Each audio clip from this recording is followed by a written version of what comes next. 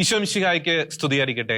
സത്യവിശ്വാസം എന്ന പ്രോഗ്രാമിലേക്ക് എല്ലാ പ്രിയപ്പെട്ട പ്രേക്ഷകർക്കും സ്വാഗതം.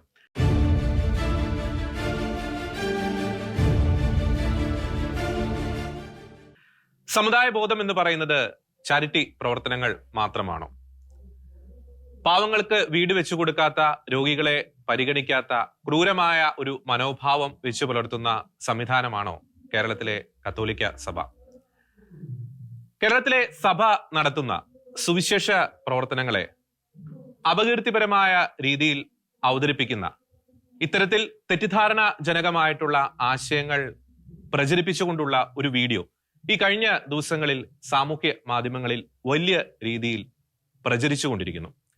ഇത് നിരവധി വിശ്വാസികളെ ഒരു ആശയക്കുഴപ്പത്തിലേക്ക് നയിക്കാനുള്ള ഒരു സാധ്യതയുണ്ട്.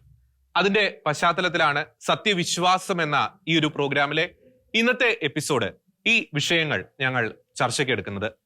ഞാൻ ജോർജി, എന്നോടൊപ്പമുള്ളത് ജോജി. എല്ലാ പ്രിയപ്പെട്ട പ്രേക്ഷകർക്കും ഒരിക്കൽ കൂടി ഈ എപ്പിസോഡിലേക്ക് സ്വാഗതം.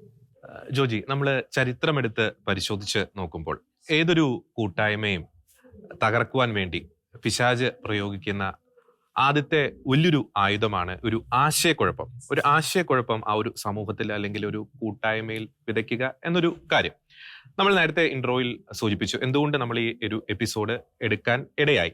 അത് ഒരു വീഡിയോയുടെ ഒരു പശ്ചാത്തലത്തിലാണ്. അത് സഭയുടെ സുവിശേഷ പ്രവർത്തനങ്ങളെ കുറിച്ച്, സഭയിലെ ഉണ്ടാകേണ്ട ഒരു സമുദായ ബോധത്തെക്കുറിച്ച്, സഭയിലെ അംഗങ്ങൾക്ക് ഉണ്ടാകേണ്ട ഒരു സമുദായ ബോധത്തെക്കുറിച്ച് വളരെ തെറ്റിദ്ധാരണ ജനിപ്പിക്കുന്ന രീതിയിലുള്ള ചില ആശയ പ്രചരണങ്ങൾ ആ ഒരു വീഡിയോയിലൂടെ പ്രചരിച്ചുകൊണ്ടിരിക്കും. അത് വലിയ രീതിയിലുള്ളൊരു ആശയക്കുഴപ്പം, വിശ്വാസത്തിൽ അല്ലെങ്കിൽ ക്രൈസ്തവ വിശ്വാസത്തിൽ ആഴത്തിൽ ഒരു വേരോട്ടമില്ലാത്ത വിശ്വാസികൾക്കിടയിൽ വലിയ രീതിയിലുള്ളൊരു ആശയക്കുഴപ്പം സൃഷ്ടിക്കാൻ ഇടയുണ്ട്. ഈ ആശയക്കുഴപ്പം പയ്യെ പയ്യെ ഒരു ഭിന്നതയിലേക്ക്, അതിനുശേഷം ഒരു വിഘടനത്തിലേക്ക് നയിക്കാനുള്ള എല്ലാ സാധ്യതയുമുണ്ട്. അതുകൊണ്ട് തന്നെയാണ് നമ്മൾ ഈ ഒരു വിഷയം ചർച്ചയ്ക്ക് എടുക്കുന്നത്. ആദ്യത്തെ പോയിന്റ് എനിക്ക് തോന്നുന്നു ചർച്ചയ്ക്ക് എടുക്കാവുന്ന ഒരു പോയിന്റ് സമുദായ ബോധം, അല്ലെ? ഈ സമുദായ ബോധം എന്ന് പറയുന്നത് അതിനകത്ത് പല എലമെന്റ്സ് ഉണ്ട്. ഈ പറയുന്ന ചാരിറ്റി ഉണ്ട്, സഭയോടും സമുദായത്തോടും ഉണ്ടാകേണ്ട ഒരു കൂറുണ്ട്, ഒരു സ്നേഹമുണ്ട്. സഭ ആക്രമിക്കപ്പെടുമ്പോൾ, സമുദായം ആക്രമിക്കപ്പെടുമ്പോൾ അതിനെതിരെ പ്രതിരോധം തീർക്കേണ്ട ഒരു തീക്ഷ്ണത, അത് അതിൻ്റെ ഒരു എലമെന്റ് ആണ്. ആ പ്രതിരോധം എങ്ങനെയാണ് തീർക്കേണ്ടത്? അത് വ്യത്യസ്തങ്ങളായിട്ടുള്ള മീഡിയയിലൂടെ തീർക്കാൻ പറ്റും, പ്രസംഗങ്ങളിലൂടെ തീർക്കാൻ പറ്റും, പ്രിന്റഡ് മീഡിയയിലൂടെ ഒക്കെ തീർക്കാൻ പറ്റും. അപ്പോൾ ഇതെല്ലാം ഇന്റർ കണക്റ്റഡ് ആണ്. പക്ഷെ സമുദായ ബോധം എന്ന് പറയുന്നത് ഒരൊറ്റ എലമെന്റ് മാത്രമാണ് എന്ന് പറഞ്ഞു കഴിയുമ്പോൾ അത് തീർച്ചയായിട്ടും അതൊരു നല്ല ഉദ്ദേശത്തോടു കൂടിയല്ല അത്തരം ആശയങ്ങൾ പ്രചരിപ്പിക്കപ്പെടുന്നത്. മാത്രമല്ല, ഏതൊരു സമുദായത്തിന്റെയും നിലനിൽപ്പ് എന്ന് പറയുന്നത്, അതിന്റെ അടിസ്ഥാനം എന്ന് പറയുന്നത് ഉറച്ച ഒരു സമുദായ ബോധം തന്നെയാണ്. അപ്പോൾ ഒരു സമുദായത്തിൽ ഒരു സമുദായ ബോധം വളരുന്നതിൽ ആരൊക്കെ അസൂയപ്പെടുന്നോ അല്ലെങ്കിൽ ആരൊക്കെ അതിൽ ഒരു വിരളി പൂണ്ടുന്നുവോ അതിന്റെ പിന്നിൽ കൃത്യമായിട്ടുള്ള ഒരു അജണ്ടയുണ്ട്, അല്ലെങ്കിൽ അതൊരു നല്ല ഉദ്ദേശത്തോടു കൂടിയല്ല എന്ന് നമുക്ക് വ്യക്തമായി പറയാൻ സാധിക്കും. ഇവിടെ നമ്മൾ സമുദായ സ്നേഹം, ക്രൈസ്തവ സമുദായം ഒന്നിച്ചു നിൽക്കേണ്ട ആവശ്യകത, അല്ലെങ്കിൽ ക്രൈസ്തവ സമുദായത്തിന് എതിരെയുള്ള ആക്രമണങ്ങൾ, നമ്മുടെ സമുദായം വല്ലാതെ ശുദ്ധീകരിക്കപ്പെട്ടു പോകുന്നു, ഈ അവസ്ഥകൾ, ഇങ്ങനെയൊക്കെയുള്ള കാര്യങ്ങൾ അല്ലെങ്കിൽ ഇത്തരത്തിലുള്ള വിഷയങ്ങൾ പൊന്തി വരാനുണ്ടായ സാഹചര്യമുണ്ട് ശരിക്കും. അപ്പം അങ്ങനെയുള്ള സാഹചര്യം എന്ന് പറഞ്ഞാൽ ശരിക്കും ക്രൈസ്തവ സമുദായം ഉറങ്ങിപ്പോയ ഒരു 10-15 വർഷങ്ങളുണ്ടായിരുന്നു. നമുക്ക് അതിൻ്റെതായ ഒരു ദൂഷ്യഫലങ്ങൾ നമ്മുടെ സമുദായത്തിന്റെ വ്യത്യസ്തങ്ങളായ മേഖലകളിൽ വളരെ വ്യക്തമായി കാണാൻ സാധിച്ചു. അതിപ്പോൾ ഡെമോഗ്രഫി ആയിക്കോട്ടെ, നമ്മുടെ കുട്ടികളുടെ വിശ്വാസമായിക്കോട്ടെ, അല്ലെങ്കിൽ നമ്മുടെ സമുദായത്തിന്റെ എല്ലാ രീതിയിലുള്ള ഒരു ഈ ഉന്നമനമായിക്കോട്ടെ, രാഷ്ട്രീയ രംഗങ്ങളിലുള്ള നമ്മുടെ ഒരു സാന്നിധ്യമായിക്കോട്ടെ, സാമ്പത്തിക രംഗങ്ങളിൽ നമ്മുടെ ആ ഒരു പുറകോട്ട് പോകലായിക്കോട്ടെ, ഇങ്ങനെ പല പല പല പല ഒത്തിരി മേഖലകളുണ്ട്. അപ്പം അങ്ങനത്തെ ഒരു പ്രത്യേകമായ സാഹചര്യത്തിലാണ് ഈ സമുദായ സ്നേഹം എന്ന് പറഞ്ഞ് അത് മീഡിയകളായിക്കോട്ടെ, മറ്റുള്ള വചനപ്രവർത്തകരായിക്കോട്ടെ, അല്ലെങ്കിൽ സമുദായത്തെ സ്നേഹിക്കുന്ന എല്ലാവരും, സമുദായത്തിന്റെ എല്ലാ ലീഡേഴ്സും ആ രീതിയിൽ സംസാരിക്കാനും അത്തരത്തിലുള്ള കാര്യങ്ങൾക്ക് കൂടുതൽ ശ്രദ്ധ കൊടുക്കാനും ഇടയായത്. അതാണ് മനസ്സിലാക്കേണ്ടത്. അപ്പൊ നമ്മൾ സമുദായ സ്നേഹം ചുമ്മാ പറഞ്ഞതല്ല. അപ്പൊ ഈ സമുദായ സ്നേഹം പറയുമ്പോൾ അതിന്റെ പുറകിൽ വ്യക്തമായ ഒരു ബോധ്യമുണ്ട്, സ്നേഹമുണ്ട് ശരിക്കും. ഇനി ഇപ്പൊ ഇവിടെ ജോർജ് പറഞ്ഞതുപോലെ ഈ സമുദായ സ്നേഹം എന്ന് പറയുമ്പോൾ അതിന് ഒറ്റ ആസ്പെക്ട് മാത്രമല്ല ഉള്ളത്. എനിക്ക് ഏതൊരു സമുദായത്തിന്റെയും വലിയൊരു അടിസ്ഥാനമാണ് സമുദായത്തിന്റെ വിശ്വാസം. അപ്പൊ ഈ വിശ്വാസം വേണ്ട രീതിയിൽ പ്രഘോഷിക്കുന്നില്ല, പറഞ്ഞു കൊടുക്കുന്നില്ല, അല്ലെങ്കിൽ അത് കൈമാറ്റം ചെയ്യപ്പെടുന്നില്ലെങ്കിൽ ആ സമുദായം തകർന്നു പോകും. ഇപ്പൊ നമുക്ക് കുറെ എന്നാ പറയുക നല്ല വീടുള്ള വ്യക്തികൾ ഉണ്ടായിട്ടോ, അല്ലെങ്കിൽ നല്ല വിദ്യാഭ്യാസമുള്ള വ്യക്തികൾ ഉണ്ടായിട്ടോ, നല്ല മറ്റുള്ള സോഷ്യൽ സ്റ്റേറ്റസുള്ള വ്യക്തികൾ ഉണ്ടായിട്ടോ ഒന്നും സമുദായം ശക്തിപ്പെടണമെന്നില്ല. പക്ഷെ സമുദായത്തിന്റെ ശക്തി എന്ന് പറയുന്നത് അവരുടെ വിശ്വാസമാണ്, അല്ലെങ്കിൽ അവരുടെ ആഴത്തിലുള്ള വിശ്വാസം, അല്ലെങ്കിൽ ക്രിസ്തുവായിട്ടുള്ള ബന്ധമാണ്. അപ്പൊ ആ ഒരു സ്കോപ്പ് വെച്ച് നോക്കുമ്പോൾ, ആ ഒരു ഏരിയ വെച്ച് നോക്കുമ്പോൾ നമ്മൾ ഇത്തരത്തിലുള്ള എന്താ പറയാ സമുദായത്തെ വിശ്വാസത്തിൽ ഉറപ്പിക്കേണ്ട ക്രൈസ്തവ ആ ഒരു വിശ്വാസത്തിന്റെ ആഴങ്ങളിലേക്ക്, മൂല്യങ്ങളിലേക്ക് കൂട്ടിക്കൊണ്ട് പോകേണ്ട എല്ലാ ഉപാധികളും നമ്മൾ ഉപയോഗിക്കണം. അപ്പൊ നമുക്ക് ഒരിക്കലും മീഡിയകളെ തള്ളിക്കളയാൻ സാധിക്കില്ല. ബൈബിൾ മനസ്സിലാക്കണം. വചനമില്ലാതെ എന്ത് വിശ്വാസം? അപ്പൊ അത് വളരെ പ്രധാനപ്പെട്ട ഒരു കാര്യമാണ്. അതുപോലെ തന്നെ ധ്യാന കേന്ദ്രങ്ങള്, അവ ഇന്ന് ധ്യാന കേന്ദ്രങ്ങൾ കേരളത്തിൽ ഇല്ലായിരുന്നെങ്കിൽ നമ്മുടെ വിശ്വാസ സമൂഹത്തിന്റെ അവസ്ഥ എന്താകുമായിരുന്നു? അത് മാത്രമല്ല, ഈ ധ്യാന കേന്ദ്രങ്ങളിലൂടെ ലഭിച്ച നന്മ എന്ന് പറയുന്നത് അത് ക്രൈസ്തവ സഭകളിൽ അല്ലെങ്കിൽ ക്രൈസ്തവ സമൂഹത്തിൽ മാത്രം ഒതുങ്ങി നിൽക്കുന്നതല്ല. അത് ഒരു പൊതുസമൂഹത്തിന്റെ ധാർമ്മികമായിട്ടുള്ള, പ്രത്യേകിച്ച് കേരളത്തിന്റെ പൊതുസമൂഹത്തിന്റെ ധാർമ്മികമായിട്ടുള്ള ഒരു വളർച്ചയ്ക്ക് വളരെയധികം നിർണായകമായിട്ടുള്ള സംഭാവനകൾ ധ്യാന കേന്ദ്രങ്ങൾ നൽകിയിട്ടുണ്ട്. നമുക്കറിയാം, എല്ലാം പെർഫെക്റ്റ് ആണെന്ന് ഒരിക്കലും അവകാശപ്പെടുന്നില്ല. ചില പുഴുക്കുത്തുകളുണ്ട്. അത് ഏത് സംവിധാനത്തിലും ഏത് പ്രസ്ഥാനത്തിലുമുണ്ട്. അത് ലോക ചരിത്രത്തിന്റെ ആരംഭം മുതൽ തന്നെയുണ്ട്. പക്ഷേ അതിനെ പൊക്കി കാണിച്ചുകൊണ്ട് മറ്റെല്ലാം പോക്കാണ്, അല്ലെങ്കിൽ മറ്റൊന്നും ശരിയല്ല, ഞാൻ മാത്രമാണ് ശരി എന്ന തരത്തിലുള്ള പ്രസ്താവനകൾ വരുമ്പോൾ, അത് സഭയ്ക്ക് ഉള്ളിൽ നിന്നുകൊണ്ട് അത് പറയുമ്പോൾ, അത് പറയേണ്ടതായിട്ടുള്ള പ്ലാറ്റ്ഫോംസ് ഉണ്ട്, പക്ഷെ ഉള്ളിൽ നിന്നുകൊണ്ട് ഒരു പൊതു പ്ലാറ്റ്ഫോമിലൂടെയൊക്കെ പറയുമ്പോൾ അത് ഗുണത്തെക്കാളേറെ ദോഷമാണ് ചെയ്യുന്നത്. അത് സഭയുടെ നന്മയല്ല അവിടെ ആഗ്രഹിക്കുന്നത്. ഇവിടെ പൗലോസിലെ പറയുന്ന പോലെ നമ്മളെല്ലാം പരിശോധിച്ച് നോക്കുക, നല്ലവയെ മുറുകെ പിടിക്കുക. ഇപ്പൊ ഇത്തരത്തിലുള്ള വീഡിയോ അത് ആരിറക്കിയാലും നമുക്ക് പറയാനുള്ള ഒറ്റ കാര്യമേ ഉള്ളൂ, വിശ്വാസ സമൂഹം പ്രത്യേകിച്ച് ഈ കാലഘട്ടത്തിന്റെ പ്രത്യേകത തിരിച്ചറിയണം. ഒരുപാട് വെല്ലുവിളികളുണ്ട്, വിശ്വാസത്തിന്റെ ഒത്തിരി പോരാട്ടങ്ങളുണ്ട്. നമ്മുടെ ക്രൈസ്തവ വിശ്വാസങ്ങളെയും ക്രൈസ്തവ മൂല്യങ്ങളെയും നമ്മുടെ പുരോഹിതരെയും നമ്മുടെ സിസ്റ്റേഴ്സിനെയും നമ്മുടെ സംവിധാനത്തെ തന്നെ തകർക്കാനുള്ള ഗൂഢമായ ശ്രമങ്ങളുണ്ട്. അതിന്റെ പുറകില് പൈശാചികമായ ശക്തികളുണ്ട്, ശരിക്കും മനസ്സിലാക്കണം. അപ്പൊ അങ്ങനെയുള്ള ഒരു പ്രത്യേകമായ സാഹചര്യത്തില് ഇത്തരത്തിലുള്ള ഏത് രീതിയിലുള്ള എന്താ പറയുക വീഡിയോകളാണേലും, അല്ലെങ്കിൽ ഈ ആശയം കൈമാറ്റം ചെയ്യുന്നത് ആര് തന്നെയാണേലും, ജനങ്ങൾ അല്ലെങ്കിൽ വിശ്വാസം ശ്രദ്ധിക്കേണ്ടത് അവരെല്ലാം പരിശോധിച്ച് നോക്കണം, നല്ലവയെ മുറുകെ പിടിക്കണം. അപ്പൊ ഇതിന്റെ ഒരു നന്മ ഞാൻ പറയും, എൻ്റെ പറയാണ്, ഇതിനകത്ത് പറയുന്ന ഒരു പ്രധാനപ്പെട്ട പ്രതിവാദ വിഷയം എന്ന് പറയുന്നത്, നമ്മുടെ വിശ്വാസ സമൂഹത്തില് സാമ്പത്തികമായി ആ ഒരു സാമ്പത്തിക കുറവ് മൂലം വിദ്യാഭ്യാസ രംഗത്തും ആരോഗ്യ രംഗത്തും ഒക്കെ പുറകെ നിൽക്കുന്നവരെ ഉറപ്പായിട്ടും വേണം. അത് പറയുമ്പോൾ ജോർജ് ഒരു കാര്യം പറയട്ടെ, കേരളത്തിലെ അല്ലെങ്കിൽ ഇന്ത്യയിലെ ലോകത്തിലെ കത്തോലിക്ക സഭയെ നോക്കിക്കൊണ്ട് ആതുര സേവന രംഗത്ത് അല്ലെങ്കിൽ മറ്റുള്ള സോഷ്യൽ ആക്ടിവിറ്റീസ്, സാമുദായിക സ്നേഹ പ്രവർത്തനങ്ങളില് ആ ഒരു പിമ്പിലാണെന്ന് പറയാൻ സാധിക്കും? ഒരു കാരണവശാലും പറയാൻ സാധിക്കില്ല.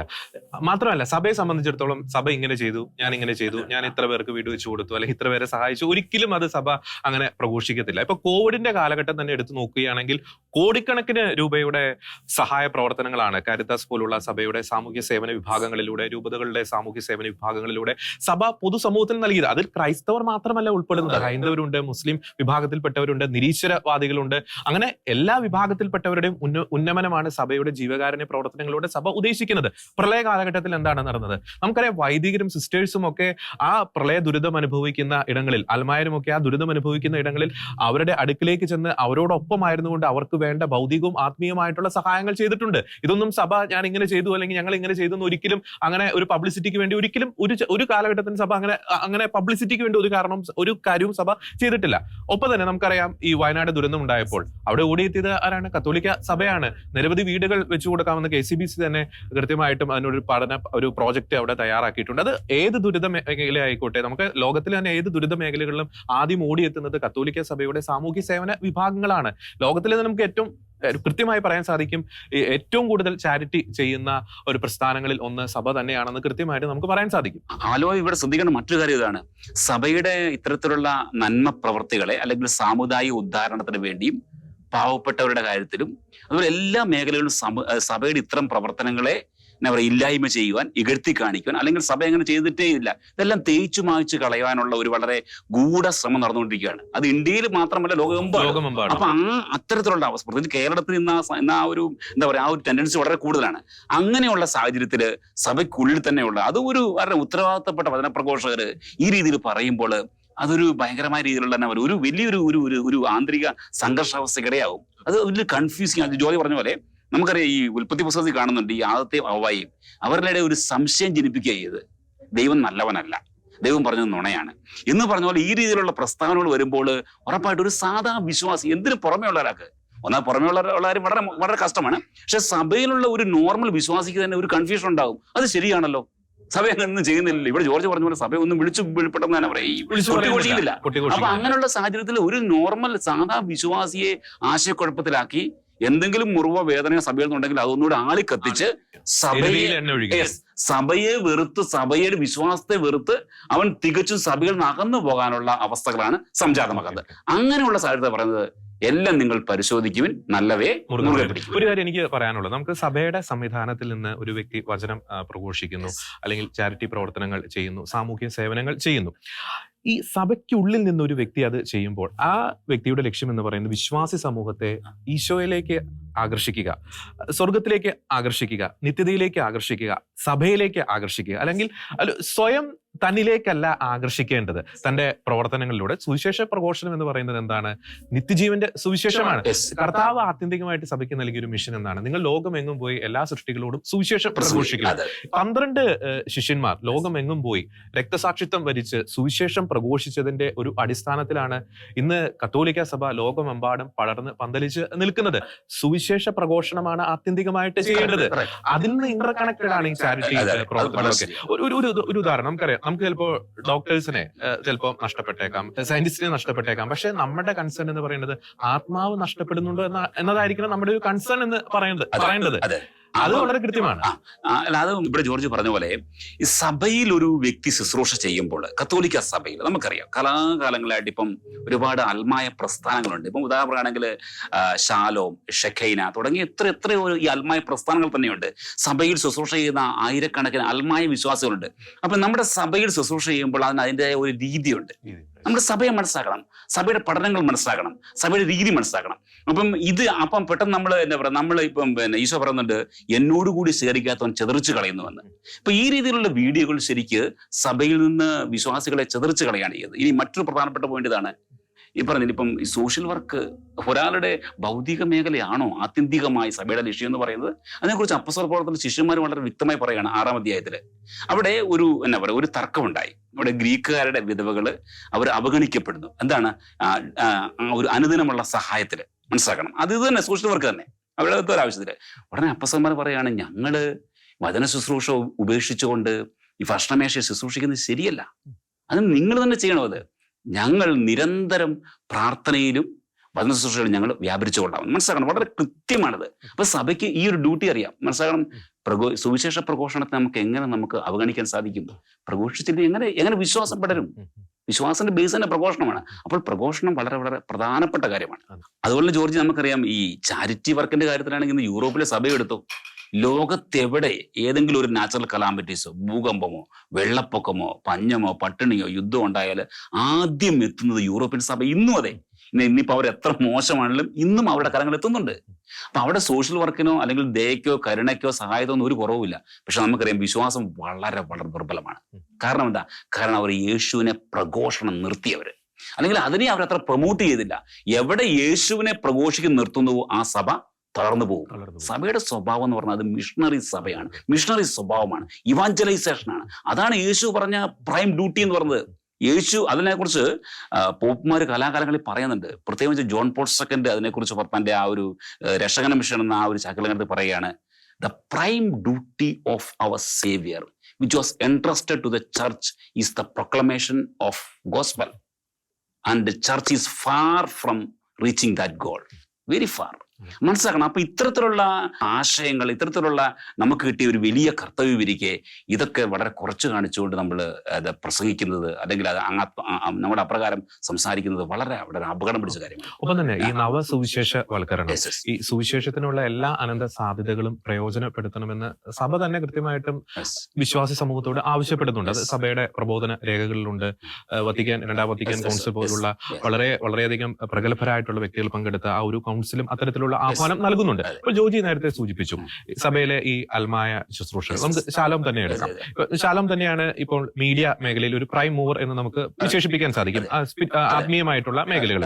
കേരളത്തിലെ ഒരു മാധ്യമ മേഖലയിൽ ക്രൈസ്തവ വിശ്വാസത്തെ സംബന്ധിച്ചിടത്തോളം ഒരു വരൾച്ചയിലൂടെ കടന്നുപോയിക്കൊണ്ടിരിക്കുന്ന ഒരു കാലഘട്ടം ഉണ്ടായിരുന്നു. ആ ഒരു കാലഘട്ടത്തിലാണ് സഭ കർത്താവ് ബെന്നിസാറിലൂടെ ശാലോം ആ ഒരു ടെലിവിഷന് രൂപം കൊടുത്തത്.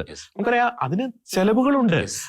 ഒരു TV ചാനൽ എന്ന് പറയുന്നത് ഫ്രീ ആയിട്ട് നടത്താൻ പറ്റത്തില്ല. അതിന് ചെലവുകളുണ്ട്. അതിന്റെ സാറ്റലൈറ്റ് റെന്റ് ഉണ്ട്, അതിൽ ജോലി ചെയ്യുന്ന ശുശ്രൂഷകർക്ക് ശമ്പളം കൊടുക്കേണ്ട കാര്യമുണ്ട്, മറ്റു പല ചെലവുകളും അതിനകത്ത് വരുന്നുണ്ട്. അതിലൂടെ എന്താണ് സംഭവിക്കുന്നത്? ആ ടെലിവിഷന് രൂപം കൊടുത്ത വ്യക്തിയുടെ വീട്ടിലേക്കല്ല പൈസ പോകുന്നത്. ആ ടെലിവിഷനിലൂടെ നന്മയാണ് ദൈവജനത്തിന് ലഭിക്കുന്നത്, സുവിശേഷമാണ് ദൈവജനത്തിന് ലഭിക്കുന്നത്, കർത്താവിന്റെ മുഖമാണ് ദൈവജനം ആ ടെലിവിഷനിലൂടെ കാണുന്നത്. നമുക്കറിയാം ആ ഒരു കാലഘട്ടത്തിൽ ശാലോം വന്നില്ലായിരുന്നുവെങ്കിൽ എന്തായിരിക്കും മീഡിയ മേഖലയിലെ സഭയുടെ ഒരു അവസ്ഥ എന്ന് നമ്മൾ ആലോചിച്ച് നോക്കുക. പിന്നീട് നമുക്കറിയാം ഡിവൈൻ ധ്യാന കേന്ദ്രത്തിലൂടെ, ഡിവൈൻ ധ്യാന കേന്ദ്രം നമുക്ക് പ്രത്യേകിച്ച് പറയേണ്ട കാര്യമില്ല. കേരളത്തിലെ വിശ്വാസി സമൂഹത്തിന്റെ ആത്മീയമായിട്ടുള്ള ഉണർവിന് വളരെ നിർണായകമായിട്ടുള്ള പങ്ക് വഹിച്ചതാണ് ഡിവൈൻ ധ്യാന കേന്ദ്രം. ഡിവൈൻ ധ്യാന കേന്ദ്രത്തിൽ നിന്ന് വന്ന ഗുഡ്നസ് ടെലിവിഷനും ഗുഡ്നസ് ടെലിവിഷനിലൂടെ നിരവധി ആത്മീയ ശുശ്രൂഷകൾ, അതും തീർച്ചയായിട്ടും വിശ്വാസി സമൂഹത്തിന്റെ ഒരു ആത്മീയ ഉണർവിന് വളരെയധികം കാരണമായെന്ന് നമുക്ക് കൃത്യമായിട്ട് പറയാൻ സാധിക്കും. പിന്നീട് നമുക്കറിയാം നമ്മുടെ ഷെക്കേന ന്യൂസ് ഒരു കാലഘട്ടം, നമുക്ക് 2016-17 ആ കാലഘട്ടത്തിലൊക്കെ സഭ ചവിട്ടി മെതിക്കപ്പെട്ടുകൊണ്ടിരുന്ന ഒരു കാലഘട്ടം ഉണ്ടായിരുന്നു. സഭയ്ക്കെതിരെ എന്തെങ്കിലും ഒരു വിഷയം വന്നു കഴിഞ്ഞാൽ അത് അന്തിചർച്ചകളാക്കുന്നു, സഭയെ കരിവാരി തേക്കുന്നു, സഭയുടെ ഒരു ശബ്ദം പറയാൻ വാർത്താ മാധ്യമ മേഖലയിൽ ഒരു സ്പേസ് ഇല്ലായിരുന്നു. ഇനി പറയുന്നതായിക്കോട്ടെ അവർക്ക് വേണ്ടത് മാത്രം പ്രദർശിപ്പിക്കുന്നു. അപ്പോൾ സഭയെ സംബന്ധിച്ച് ഒരു വിഷയം ഉണ്ടായാൽ ഈ പറയുന്നത് പോലെ വിശ്വാസ സമൂഹത്തിന്റെ ഇടയിൽ ഒരു ആശയക്കുഴപ്പം കുത്തിനിറയ്ക്കാൻ ഇവിടുത്തെ സെക്യുലർ മീഡിയസിന് കൃത്യമായിട്ടും സാധിച്ചിരുന്നു.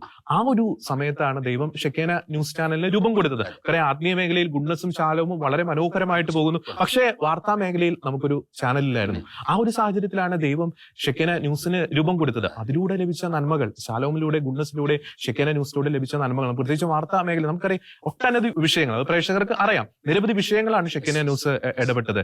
80-20 വിഷയമായിക്കോട്ടെ, പാലാപിതാന്റെ വിഷയമായിക്കോട്ടെ, അങ്ങനെ നിരവധി വിഷയങ്ങൾ. സഭ ആക്രമിക്കപ്പെട്ടപ്പോൾ, സന്യസ്തർ ആക്രമിക്കപ്പെട്ടപ്പോൾ, വൈദികർ ആക്രമിക്കപ്പെട്ടപ്പോൾ, സാംസ്കാരിക മേഖലകളിലൂടെ കൃത്യമായിട്ടും അത് ഇന്നതാണ് നടന്നതെന്ന് വളരെ വ്യക്തമായി നിർഭയം നമുക്ക് പറയാൻ സാധിച്ചു. ഇസ്ലാമിക തീവ്രവാദത്തിനെതിരെ, സഭയ്ക്കെതിരെ വരുന്ന ആക്രമണങ്ങൾക്കെതിരെ, സഭയ്ക്ക് ഉള്ളിൽ നിന്നും പുറത്തു നിന്നും വരുന്ന ആക്രമണങ്ങൾക്കെതിരെ ശക്തമായിട്ട് നിലകൊള്ളാൻ നമുക്ക് സാധിച്ചു. ഒരു സമുദായ ബോധം കൃത്യമായിട്ടും കേരളത്തിലെ ക്രൈസ്തവ സമുദായത്തിനുള്ളിലേക്ക് കൊടുക്കാൻ ഷെക്കേന ന്യൂസിലൂടെ ദൈവം ഇടവരുത്തിയെന്നത് നമുക്ക് വളരെ വ്യക്തമാണ്. ഇവിടെ ജോർജ് പറഞ്ഞതുപോലെ നമ്മൾ ആ വീഡിയോയിൽ നമ്മൾ കേൾക്കുന്ന മറ്റൊരു വളരെ വേദനാജനകമായ കാര്യം എന്ന് വെച്ചാൽ, എന്തിനാണ് ഈ സാറ്റലൈറ്റിന് വേണ്ടി നമ്മൾ ലക്ഷങ്ങൾ കോടികൾ മുടക്കുന്നത്? എന്തിനാണ് ഇത്തരത്തിലുള്ള കുറെ ചാനൽ? മനസ്സിലാവണം ജോർജ് ഇവിടെ പറഞ്ഞാൽ വീണ്ടും പറയുകയാണ്, ഒരു സമൂഹത്തിന് മീഡിയ ഇല്ലെങ്കിൽ ആ സമൂഹം കെട്ടപ്പെട്ടു പോകും. മനസ്സിലാക്കാം. നമ്മുടെ ദീപിക തന്നെ, നമ്മുടെ ഈ ദീപിക ഇത് ക്രൈസ്തവ സമുദായത്തിന്റെ ഒരു മുഖപത്രം പോലെ, അല്ലെങ്കിൽ ക്രൈസ്തവ സമുദായം ശരിക്ക് എന്താണെന്നും, അല്ലെങ്കിൽ സമുദായത്തിന്റെ ഓരോ കാര്യങ്ങളും വളരെ കൃത്യമായി ഒരു മുൻതൂക്കം കൊടുത്തുകൊണ്ട് ഈ കേരള സമൂഹത്തിൽ അത് അവതരിപ്പിക്കാൻ വേണ്ടി ദൈവം രൂപം കൊടുത്തതാണ് ദീപികയെ. ഈ ദീപിക വളരാതിരിക്കാൻ വേണ്ടി എന്തെല്ലാം പ്രവർത്തനങ്ങളുണ്ടായി നമുക്കറിയാം, ശരിക്കറിയാം. എനിക്ക് അതിനുശേഷം ഞാൻ മനസ്സിലാക്കണം, പിന്നീടാണ് ദൈവം ശാലോമിനും ഗുഡ്നസിനും അതുപോലെ ഷെക്കേനയ്ക്ക് രൂപം കൊടുത്തത്. അപ്പൊ ഈ മീഡിയ ഇല്ലായിരുന്നെങ്കിൽ ശരിക്കും മനസ്സിലാക്കണം, നമ്മുടെ സമുദായത്തിന്റെ ഏതെങ്കിലും ഒരു ഇഷ്യൂകളിലായിക്കോട്ടെ, അല്ലെങ്കിൽ വിശ്വാസബന്ധമായ മേഖല. ഇനി ഞാൻ ഇവിടെ ജോർജ് ഫസ്റ്റ് തുടങ്ങാണ്, ശരിക്കും ശാലോം ആ കാലങ്ങളിൽ വീടുകളിലേക്ക് പരിശുദ്ധ എത്തിച്ചു, വീടുകളിലേക്ക് വചനം എത്തിച്ചു. ശരിക്കും ഇങ്ങനൊരു സ്കോപ്പ് ഉണ്ടെന്ന് മനസ്സിലാക്കണം. നമ്മുടെ ഒരു കൺവെൻഷൻ ഇപ്പൊ എല്ലാവർക്കും ഒന്ന് കൂടാൻ സാധിക്കില്ല, അല്ലെങ്കിൽ ധ്യാനം എല്ലാവർക്കും കൂടാൻ സാധിക്കില്ല. എന്നാൽ അവര് ചിലപ്പോൾ എന്താ പറയുക, ഈ കിടപ്പ് രോഗികളുണ്ടാകും, അല്ലെങ്കിൽ ക്ഷീണമുള്ളവരുണ്ടാകും. അപ്പൊ അവരുടെയൊക്കെ വീടുകളിലേക്ക് എത്തുകയാണ് ശരിക്കും. അപ്പൊ ഇതൊക്കെ സാധാരണ ആത്മാരെ കൊണ്ട് സാധിക്കുന്നൊക്കെ ഉള്ള, അല്ലെങ്കിൽ സാധാ ഒരു വ്യക്തികളെ കൊണ്ട് സാധിക്കും, അതൊക്കെ ദൈവം സാധ്യമാക്കി മാറ്റി. ഇങ്ങനെ ദൈവം എന്താ പറയുക. അതുപോലെ ജോൺ പോൾ രണ്ടാമൻ മാർപ്പാപ്പ ഈ യുഗത്തില് ഈ മീഡിയയുടെ പ്രാധാന്യത്തെക്കുറിച്ച് വളരെ കൃത്യമായി നമ്മളോട് പറയുന്നുണ്ട് ശരിക്കും. മനസ്സിലാണ്. അങ്ങനെ ശാലോം പോകുന്നു, വീണ്ടും ഗുഡ്നസ് വന്നു. നമുക്കറിയാം ധ്യാന ആ ഒരു ഡിവൈൻ ധ്യാന സെന്ററുമായി ബന്ധപ്പെടുത്തി ഗുഡ്നസ് വചനം 1000ങ്ങളിലേക്ക് 10000ങ്ങളിലേക്ക് എത്തിച്ചു. അങ്ങനെ തന്നെ പറയാം, ഒരു വചന സമൃദ്ധി, ഒരു ആത്മീയ സമൃദ്ധി നൽകി. അങ്ങനെ ഇരുന്നപ്പോഴാണ് വിശ്വാസബന്ധമായ മേഖലകളിൽ, അല്ലെങ്കിൽ നമ്മുടെ സമുദായ സംബന്ധമായ മേഖലകളിൽ, രാഷ്ട്രീയ മേഖലകളിൽ പിതാക്കന്മാർക്ക് എന്തെങ്കിലും പറയണമെങ്കിൽ, അല്ലെങ്കിൽ കത്തോലിക്ക സഭയുടെ സ്വരം പലപ്പോഴും എന്താ പറയാ ഒന്ന് പബ്ലിക്കിനോട് പറയണമെങ്കിൽ അതിനൊരു ആ ഒരു കാലഘട്ടത്തിൽ വെറും ഒരു നമുക്കറിയാം ഇടയലേഖനങ്ങൾ മാത്രമേ ഉണ്ടായിരുന്നുള്ളൂ. അത് കേൾക്കണമെങ്കിൽ ഞായറാഴ്ച വരെ കാത്തിരിക്കണം. പക്ഷെ ഇപ്പോൾ എന്താ സംഭവിക്കുന്നത്, അഭിനന്ദ പിതാക്കന്മാർ പ്രേക്ഷകരുടെ സ്വീകരണ മുറികളിലേക്ക് എല്ലാ ദിവസവും വരുന്നു. ആ വിഷയത്തെക്കുറിച്ച് അപ്ഡേറ്റഡ് ആയിട്ട് സഭ എന്താണ് പറയുന്നത്, സഭയുടെ സ്റ്റാൻഡ് എന്താണെന്ന് കൃത്യമായിട്ട് പറയാൻ സാധിക്കുന്നുണ്ട് ഷെക്കേനയിലൂടെ. അപ്പൊ അങ്ങനെയുള്ള ആ ഒരു അവസരത്തിലാണ് ഷെക്കേനെ ദൈവം ശരിക്കും ഫോം ചെയ്യുന്നത്. ഇതിന്റെ കഥകൾ എല്ലാവർക്കും ഇന്നെനിക്കൊന്നും ഇതിപ്പം കേരളത്തിൽ എല്ലാവർക്കും വളരെ വ്യക്തമാണ്. ശരിക്കും ലോകദൃഷ്ടിയിൽ വെറും നിസ്സാരരായ വ്യക്തികളിലൂടെ കർത്താവ് ശരിക്കും ഇതിന് തന്നെ ഫോം കൊടുക്കുകയാണ് ശരിക്കും. അപ്പൊ മനസ്സിലാക്കണം. അതിനുശേഷം ഇവിടെ നമ്മൾ കൂടുതൽ പറയാതെ തന്നെ ജസ്റ്റ് അതിനെക്കുറിച്ച് എല്ലാവർക്കും അറിയാം.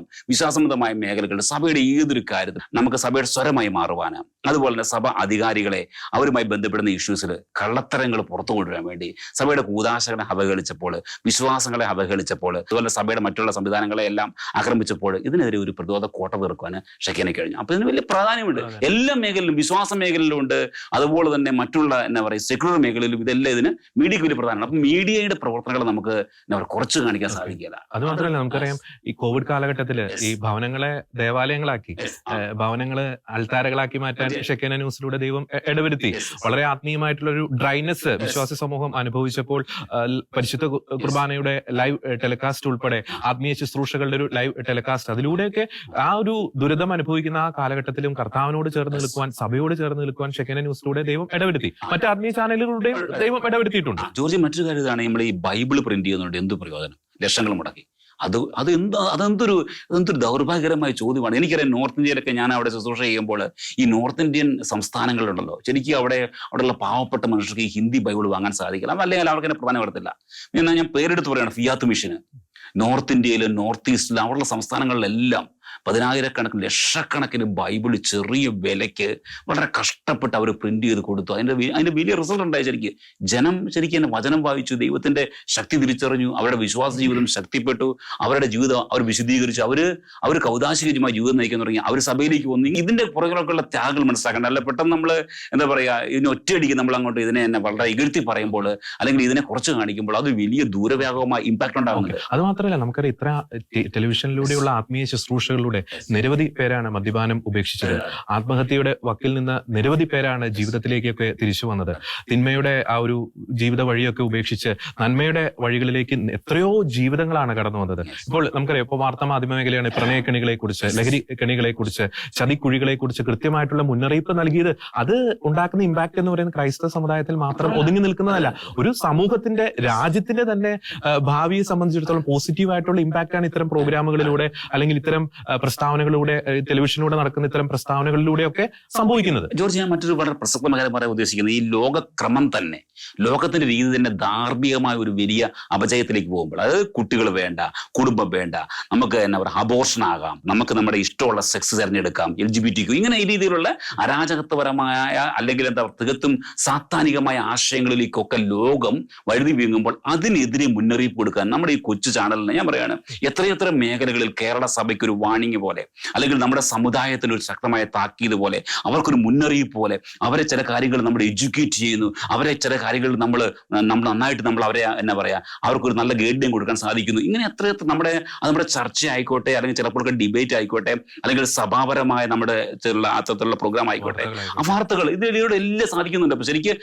അപ്പൊ ഞാൻ പറയുന്നത്, നമ്മുടെ ഒരു സമൂഹത്തെ ഒരു നല്ല മീഡിയ മനസ്സിലാക്കണം. ഈ നമ്മളിപ്പോൾ എന്താ പറയുക കൊണ്ടു നടക്കുന്ന ഒരു നല്ല മീഡിയ ആണെങ്കിൽ സമൂഹത്തെ ധാർമ്മികമായ അപചയത്തിൽ നിന്ന് ഉറപ്പായിട്ടും പ്രൊട്ടക്ട് ചെയ്യാൻ സാധിക്കും. സമൂഹത്തെ നമുക്ക് വളർത്താൻ സാധിക്കും. സമൂഹത്തിൽ നമുക്ക് എല്ലാ രീതിയിലുമുള്ള സമഗ്രമായ ഒരു പുരോഗതിക്ക് വേണ്ടി അവരെ സഹായിക്കാൻ സാധിക്കും. അപ്പൊ ഇതൊക്കെ ഒരിക്കലും നമുക്കത് നിസ്സാരവൽക്കരിക്കാൻ സാധിക്കില്ല.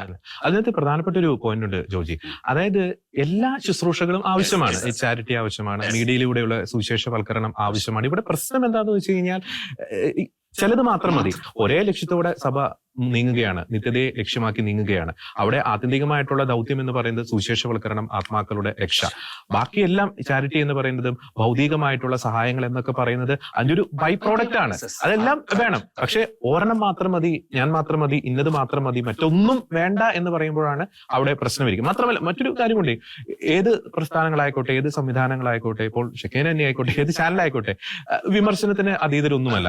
ആരോഗ്യപരമായിട്ടുള്ള വിമർശനങ്ങൾ തീർച്ചയായിട്ടും വേണം. അത് തീർച്ചയായിട്ടും ഒരു പ്രസ്ഥാനത്തിന്റെ ഒരു വളർച്ചയ്ക്ക് വളരെയധികം മുതൽക്കൂട്ടാണ്. പക്ഷേ ഇതൊന്നും വേണ്ട, പ്രസ്ഥാനമേ വേണ്ട, അതിനു പകരം ഇന്നത് ചെയ്യും, വേസ്റ്റ് ആണ് എന്ന തരത്തിൽ പറയുമ്പോൾ അത് വളരെ ഒരു രീതിയിലുള്ള ആശയക്കുഴപ്പം. ആ ഉദ്ദേശം എന്ന് പറയുന്നത് അത്ര നല്ല ഉദ്ദേശമല്ല. അപ്പൊ ജോലി നമുക്ക് വിശ്വാസമുഖത്തോട് പറയാനുള്ള കാര്യം ഇതാണ്, ചാനലുകള് അല്ലെങ്കിൽ മറ്റുള്ള മിഷൻസ്, അതുപോലെ വചന പ്രഘോഷണം, ധ്യാന സെന്ററുകൾ, അതുപോലെ ഫിയാത്ത് മിഷൻ പോലുള്ള മിഷൻ, ഇതെല്ലാം പരിശുദ്ധാത്മാവിന്റെ സഭയിലുള്ള വ്യത്യസ്തങ്ങളായ പ്രവർത്തനങ്ങളാണ്. ഷാലോം, ഗുഡ്നസ്, ഷെക്കൈന, ഇതൊക്കെ പരിശുദ്ധാത്മാവിന്റെ മാത്രം പ്രവർത്തനമാണ്. അത് നമ്മൾ ഒരു പ്രത്യേകിച്ച് അതിനൊരു മുഖവരയുടെ ആവശ്യമില്ല, അടിവരയിട്ട് നമുക്ക് പറയാൻ വേണ്ടി സാധിക്കും. അപ്പൊ ഈ രീതിയിലുള്ള പരിശുദ്ധാത്മ പ്രവർത്തനങ്ങൾക്ക് എതിരെ പറയുമ്പോൾ നമ്മൾ ശ്രദ്ധിക്കണം. വീണ്ടും പറയുന്നു, എല്ലാം പരിശോധിച്ച് നോക്കുവിൻ, നല്ലവയെ മുറുകെ പിടിക്കും. ഇനി വിശ്വാസികളുടെ നമുക്ക് പറയാനുള്ള കാര്യം ഇതാണ്. സഭയിൽ ഏറ്റവും പ്രാധാന്യം കൊടുക്കേണ്ടതും അത് വചന പ്രഘോഷണത്തിനാണ്, ക്രിസ്തുവിനെ പ്രഘോഷിക്കാനാണ്. അതിലൂടെയാണ് വിശ്വാസം ജനിക്കുന്നത്, വിശ്വാസത്തിൽ ആഴപ്പെടുന്നത്, അവർ നിത്യജീവൻ ലക്ഷ്യമാക്കി ജീവിക്കാൻ തുടങ്ങുന്നത്. പിന്നീട് വരുന്നത് സാക്രമെന്റൽ ലൈഫാണ്, കൗദാശിക ജീവിതമാണ്. കൗദാശിക ജീവിതത്തിലാണ് ഏറ്റവും, കാരണം വെച്ചാൽ നമ്മളെ സംബന്ധിച്ചിടത്തോളം പ്രാധാന്യം ശരീരമല്ല, ആത്മാവാണ്. ശരീരമാണ് എന്നുള്ള ആ കൺസെപ്റ്റ് അതൊരു എന്താ പറയാ, അതൊരു പ്രത്യേകമായ പ്രത്യയശാസ്ത്രത്തിന്റെ ഐഡിയ ആണ്. ശരിക്കും നമ്മൾ ഈ ലോകത്തിന് വേണ്ടി മാത്രമുള്ളവരാണ്. മതം മനുഷ്യനെ മയക്കുന്ന കറപ്പാണെന്നുള്ള ആ ഒരു പ്രത്യയശാസ്ത്രം അതല്ല. ശരിക്ക് നമ്മൾ ആത്മാവ് ഉള്ള വ്യക്തികളാണ്. നമുക്ക് പ്രാധാന്യം ആത്മാവാണ്, നമുക്ക് ശരീരവുമുണ്ട്. അപ്പൊ അങ്ങനെ വരുമ്പോൾ ആ ഒരു സെക്കൻഡ് പ്രിഫറൻസ് വരുന്നത് നമ്മുടെ സാക്രമെന്റൽ ലൈഫിനാണ്. പിന്നീട് മാത്രമേ വരുന്നുള്ളൂ ചാരിറ്റി വർക്ക്. നമുക്കൊരു ചാരിറ്റി വർക്കുകൾ ശരിക്ക് നമ്മൾ ഒരു വ്യക്തി ദൈവത്തിൽ ആശ്രയിക്കുകയാണെങ്കിൽ ആ വ്യക്തിയെ പ്രൊട്ടക്ട് ചെയ്യാൻ ദൈവത്തിന് സാധിക്കും. പലപ്പോഴും നമ്മൾ പ്രതീക്ഷിക്കുന്നിടത്ത് നമുക്ക് സഹായം കിട്ടണമെന്നില്ല, സത്യമായ കാര്യമാണ്. അതിന്റെ അർത്ഥം സഹായിക്കണമെന്നല്ല, മറിച്ച് നമ്മൾ പ്രതീക്ഷിക്കുന്ന വ്യക്തികളൊന്നും നമ്മളെ ആരും സഹായിക്കണമെന്നില്ല. മറിച്ച് നമ്മൾ ദൈവത്തിൽ ശരിയായി ആശ്രയിക്കുന്ന വ്യക്തിയാണെങ്കിൽ ദൈവം നമ്മളെ സംരക്ഷിക്കുകയും സഹായിക്കുകയും നമുക്ക് വേണ്ടത് അവൻ നൽകുകയും ചെയ്യും. അവൻ നമ്മളെ പരിപാലിക്കും. നമ്മുടെ ദൈവം നമ്മളെ പരിപാലിക്കുന്ന ദൈവമാണ്. അപ്പൊ ഇത്തരം കൺസെപ്റ്റ്, അപ്പൊ ഈ ഒരു വിശ്വാസ നമ്മുടെ സത്യങ്ങളെ കുറിച്ച് അല്ലെങ്കിൽ നമ്മുടെ ആ ഒരു വിശ്വാസ ജീവിതത്തെ കുറിച്ച് നല്ല ഒരു ശരിയായ ബോധ്യമുണ്ടാകണം. നമ്മൾ അതിൻ്റെ ഇടയ്ക്ക് നമ്മൾ കൺഫ്യൂഷൻ വരുത്തരുത്. വീണ്ടും പറയുന്നു, നമ്മൾ എല്ലാത്തിനെയും പരിശോധിക്കുക, നല്ലവയെ നമ്മൾ മുറുകെ പിടിക്കുക. പരിശുദ്ധാത്മാവിന്റെ പ്രവർത്തനങ്ങളെ നമ്മൾ ഒരിക്കലും നമ്മൾ നിഷേധിക്കരുത്. നമ്മൾ അവയ്ക്കെതിരെ കുറ്റം പറയരുത്, നമ്മൾ അവയ്ക്കെതിരെ വിരൽ ചൂണ്ടരുത്. ഇവിടെ ജോർജ് പറഞ്ഞ പോലെ കുറവുകളുണ്ടാകാം, പോരായ്മകളുണ്ടാകാം. ശരിക്കും ആത്മാർത്ഥമായി ഒരു തിരുത്തലാണ് ലക്ഷ്യമെങ്കിൽ, ആത്മാർത്ഥമായിട്ട് ചില മാറ്റങ്ങൾ വരുത്തണം, അല്ലെങ്കിൽ ഒരു നന്മ, സഭയുടെ വളർച്ച, വിശ്വാസ സമൂഹത്തിന്റെ വളർച്ച ആണ് ലക്ഷ്യമെങ്കിൽ ഇപ്പം ഈ അവലംബിക്കുന്ന രീതിയല്ല, മറിച്ച് അത് എന്താ പറയാ, പ്ലാറ്റ്ഫോംസ് ഉണ്ട്, ആരോഗ്യപരമായിട്ടുള്ള ചർച്ചകൾക്കുള്ള അവസരമുണ്ട്, സംവാദങ്ങൾക്കുള്ള അവസരമുണ്ട്, അതൊക്കെ പ്രയോജനപ്പെടുത്തും. ഓക്കെ. ഒപ്പം തന്നെ ബൈബിളിലെ അപ്പസ്തോലന്മാരുടെ പ്രവർത്തനങ്ങൾ ആ ഒരു പുസ്തകത്തിൽ പറഞ്ഞിരിക്കുന്ന ശ്രദ്ധേയമായിട്ടുള്ള ഒരു സംഭവമുണ്ട്. കൊർണേലിയൂസ് എന്ന് പറയുന്ന ഒരു വ്യക്തി, ആ വ്യക്തി വളരെയധികം പറയുന്ന പോലെ ദാനധർമ്മം ചെയ്യുന്ന ഒരു വ്യക്തിയാണ്. തീർച്ചയായിട്ടും ബൈബിളിലെ വാചകം പറയുന്നുണ്ട്, ആ ദാനധർമ്മങ്ങൾ ദൈവത്തിന്റെ മനസ്സിൽ കൊർണേലിയൂസിനെ അനുസ്മരിപ്പിക്കുന്നുണ്ട്. പക്ഷേ പിന്നീടുള്ള പാരഗ്രാഫാണ് നമ്മൾ തിരുവചനങ്ങളാണ് പ്രത്യേകം ശ്രദ്ധിക്കേണ്ടത്. പത്രോസ്ലീഹായെ അങ്ങോട്ടേക്ക് അയക്കുകയാണ്. അപ്പോൾ ദാനധർമ്മം പ്ലസ് സുവിശേഷം, അന്നേരമാണ് അതൊരു പെർഫെക്റ്റ് കോമ്പിനേഷൻ ആയിട്ട് മാറുന്നത്. ആ ആത്മാവ് സ്വർഗത്തിലേക്ക് ചേർക്കപ്പെടാൻ വേണ്ടി പത്രോസ്ലീഹായെ സുവിശേഷ പ്രഘോഷണത്തിന് വേണ്ടി അവിടേക്ക് വിളിക്കുകയാണ്, അവിടേക്ക് അയക്കുകയാണ്. അപ്പോൾ ആ സുവിശേഷ പ്രഘോഷണത്തിന് വേണ്ടി ചെലവാക്കിയ കാശ് മറ്റേതെങ്കിലും ചാരിറ്റി പർപ്പസിന് വേണ്ടി യൂസ് ചെയ്തുകൂടെ എന്നൊരു വാദം അവിടെ ഒരു തരത്തിലും പ്രസക്തമല്ല. അപ്പോൾ സഭയുടെ ദൗത്യം എന്ന് പറയുന്നത് സ്വർഗത്തിൽ ഭവനം പണിയുക എന്നതാണ്. ഓരോ വിശ്വാസിക്കും വേണ്ടി സ്വർഗത്തിൽ ഭവനം പണിയുക. ആ ഭവനം എങ്ങനെയാണ് പണിയുന്നത്? സുവിശേഷ പ്രഘോഷണത്തിലൂടെ. ആ സുവിശേഷ പ്രഘോഷണം എങ്ങനെയാണ് നടക്കുന്നത്? മാധ്യമങ്ങളിലൂടെ. അത് ഇലക്ട്രോണിക് മീഡിയ ആയിക്കോട്ടെ, പ്രിന്റഡ് മീഡിയ ആയിക്കോട്ടെ, സോഷ്യൽ മീഡിയ ആയിക്കോട്ടെ, പ്രസംഗങ്ങളിലൂടെ, കൺവെൻഷനുകളിലൂടെ, ധ്യാന കേന്ദ്രങ്ങളിലൂടെ, അതിലൂടെയാണ് സുവിശേഷം പ്രഘോഷിക്കപ്പെടുന്നത്. ഒപ്പം തന്നെ ഈ ചാരിറ്റി പ്രവർത്തനങ്ങളും നയിക്കേണ്ടത് ഒരു സുവിശേഷ പ്രഘോഷണത്തിലേക്കാണ്, ഒരു ആത്മാവിന്റെ ഒരു രക്ഷയിലേക്കാണ്, യഥാർത്ഥമായിട്ടുള്ള ഒരു കൺവേർഷനിലേക്കാണ് ഈ ചാരിറ്റി പ്രവർത്തനങ്ങളും നയിക്കേണ്ടത്. നമ്മുടെ ഈ ചാരിറ്റി പ്രവർത്തനങ്ങളിൽ ഒരു സ്പിരിറ്റ് ഉണ്ടാകണം. ആ സ്പിരിറ്റ് സുവിശേഷം, സത്യസുവിശേഷത്തിന്റെ പരിശുദ്ധാത്മാവായിരിക്കണം. അതാണ് നമ്മൾ പറയാനുള്ളത്. മറ്റൊരു ചെറിയൊരു കാര്യം ഞാൻ പറയാൻ ആഗ്രഹിക്കുന്നത്, ഈ ഇടവകൾ, നമ്മുടെ ഇടവകളിൽ പാവപ്പെട്ടവരുണ്ട്. പക്ഷെ മനസ്സിലാക്കണം, ഇടവകൾ അതിലൂടെ ഒരുപാട് നന്മകൾ ചെയ്യുന്നുണ്ട്, ഒരു വിശ്വാസ സമൂഹത്തെ കൂട്ടിപ്പിടിക്കുന്നുണ്ട്. ഇടവകൾക്ക് അവരുടേതായ പരിമിതികളുണ്ടാവും. എന്ന് വെച്ച് നമ്മൾ ഇടവകൾ ഒന്നും ചെയ്യുന്നില്ല, അല്ലെങ്കിൽ ഇടവകൾക്ക് ഇങ്ങനെ എന്നാ പറയാ, അവിടുത്തെ വിശ്വാസികളുടെ കാര്യത്തിൽ താല്പര്യമില്ലെന്ന് ഒരിക്കലും പറയാൻ സാധിക്കും. കാരണം വെച്ചാൽ വ്യത്യസ്തങ്ങളായ മനുഷ്യർ, അവർക്ക് വ്യത്യസ്തങ്ങളായ സ്വഭാവമുള്ളവരാണ്. അവരെല്ലാവരും ഒരേപോലെ എല്ലാ കാര്യങ്ങളിലും സഹകരിക്കണമെന്നില്ല. അപ്പൊ നമ്മളൊരു ഇടവക നമ്മൾ ഭരിക്കുമ്പോൾ, അല്ലെങ്കിൽ ഒരു രൂപത നമ്മൾ നയിക്കുമ്പോഴൊക്കെ അതിന്റെ ആ ഒരു പ്രയാസം മനസ്സിലാക്കാൻ സാധിക്കും. അത് മാത്രമല്ല, അത് ജോജി സൂചിപ്പിച്ച വളരെ പ്രധാനപ്പെട്ട, നമുക്കൊരു ഇടവക എന്ന് പറയുന്നത് ഒരു സംവിധാനമാണ്, ഒരു പൊതു സംവിധാനമാണ്. സഭ എന്ന് പറയുന്ന ഒരു പൊതു സംവിധാനമാണ് സെക്യുലർ പോയിന്റ് ഓഫ് വ്യൂയിലൂടെ നോക്കുമ്പോൾ. അപ്പോൾ ആ ഒരു സംവിധാനം ഒരു ചാരിറ്റി പ്രവർത്തനം നടത്തും. അതിൻ്റെതായിട്ടുള്ള നടപടിക്രമങ്ങളുണ്ട്, അതിൻ്റെതായിട്ടുള്ള കൃത്യമായിട്ടുള്ള ഒരു ഗൈഡ് ലൈൻസ് ഉണ്ട്, ചട്ടക്കൂടുകളുണ്ട്. അതിന്റെ ഉള്ളിൽ നിന്നാണ് ഈ ചാരിറ്റി പ്രവർത്തനങ്ങൾ ചെയ്യേണ്ടത്. അവിടെയാണ് അതിന്റെ ഒരു പ്രാധാന്യത ഇരിക്കുന്നത്. മാത്രമല്ല ഇടവകളിലൊക്കെ നമ്മുടെ വിൻസെന്റ് ഇപ്പോൾ എത്രയോ സുദീർഘമായിട്ടുള്ള സേവനങ്ങൾ അത്തരം സംഘടനകളൊക്കെ ചെയ്യും. എത്രയോ പാവപ്പെട്ട കുട്ടികളെ വിവാഹത്തിന് സഹായിക്കുന്നു. ഇതൊന്നും ജോർജ് പറഞ്ഞ പോലെ കൊട്ടി ഘോഷിക്കപ്പെടുന്നില്ല. എത്രയോ പേരുടെ വീടുകൾ അവരുടെ ഭവന പദ്ധതിക്ക് വേണ്ടി സഹായിക്കുന്നു. അത് ക്രൈസ്തവരെ മാത്രമല്ല, മറ്റു മതസ്ഥരെ പോലും സഹായിക്കുന്നു. അല്ലാതെ എടുത്തുവരേണ്ട, നമുക്ക് തന്നെ പേഴ്സണലായിട്ട് എത്രയോ അനുഭവങ്ങളുണ്ട്, എത്രയോ എത്രയോ പേരുടെ അനുഭവങ്ങൾ നമ്മൾ കേട്ടിട്ടുണ്ട്. അഭിയന്ത പിതാക്കന്മാർ തന്നെ നേരിട്ട് ഇടപെട്ട് സഭയുടെ ആതുരാലയങ്ങളിലൂടെ സൗജന്യമായിട്ടുള്ള ചികിത്സയൊക്കെ പ്രൊവൈഡ് ചെയ്യുന്ന എത്രയോ അനുഭവങ്ങൾ നാം കേട്ടിട്ടുണ്ട്. നമ്മൾ ഇത്തരം ആശയങ്ങളൊക്കെ പങ്കുവച്ചത് സഭയുടെ ഒരു നന്മയെ കരുതിയാണ്. സഭാ വിശ്വാസികൾക്ക് ഒരു ആത്മീയമായിട്ടുള്ള അപകടം സംഭവിക്കരുത് എന്ന ഒരു വ്യക്തമായിട്ടുള്ള ഒരു ലക്ഷ്യത്തെ മുൻനിർത്തിയാണ്. അതല്ലാതെ ഒരു വ്യക്തിയെ ടാർഗറ്റ് ചെയ്തോട്ടോ അങ്ങനെയൊന്നുമല്ല.